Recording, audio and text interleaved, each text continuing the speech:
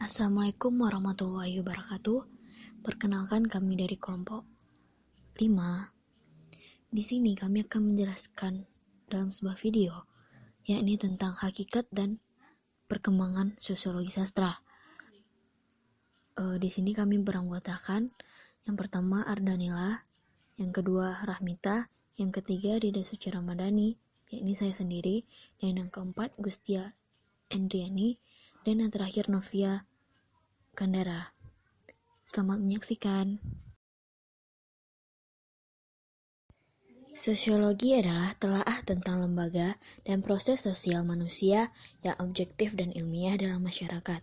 Sosiologi mencoba mencari tahu bagaimana masyarakat dimungkinkan, bagaimana ia berlangsung, dan bagaimana ia tetap ada.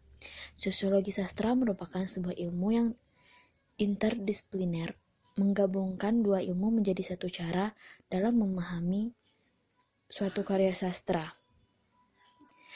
Swingwood dalam The Sociology of Literature menjelaskan bahwa sosiologi merupakan studi yang ilmiah dan objektif mengenai manusia dalam masyarakat, studi mengenai lembaga dan proses sosial.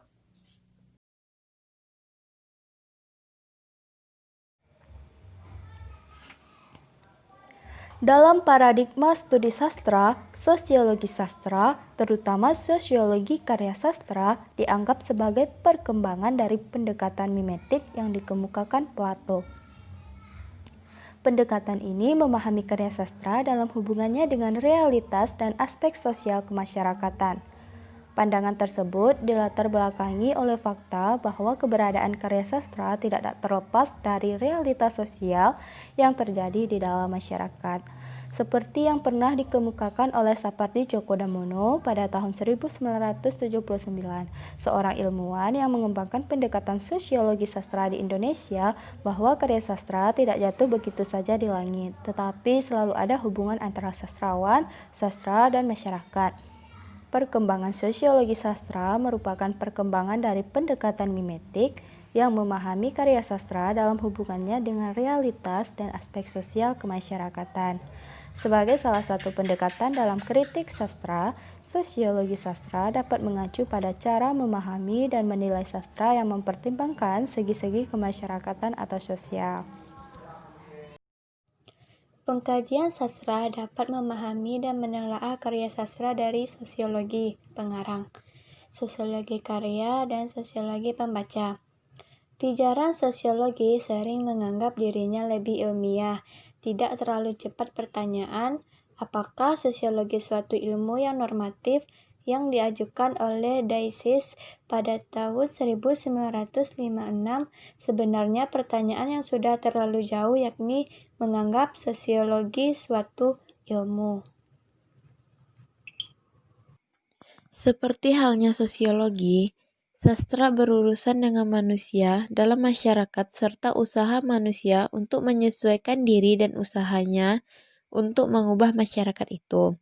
Adaptasi manusia di masyarakat merupakan makanan empuk sastrawan dalam berkreasi secara imajinatif. Itulah sebabnya sosiologi dan sastra selalu memiliki titik temu yang signifikan. Perbedaan yang ada di antara keduanya adalah bahwa sosiologi melakukan analisis ilmiah yang objektif, sedangkan sastra menyusup menembus permukaan kehidupan sosial dan menunjukkan cara-cara manusia menghayati masyarakat serta perasaannya. Karena persamaan objek yang digarap, wajarlah kalau ada pengamat yang meramalkan bahwa pada akhirnya nanti sosiologi akan menggeser kedudukan sastra. Pandangan ini tentu saja tidak terlalu tepat. Pandangan serupa itu rupanya didorong oleh pesatnya perkembangan sosiologi sebagai disiplin ilmu di abad ini. Di samping adanya ramalan kematian novel sebagai bentuk sastra.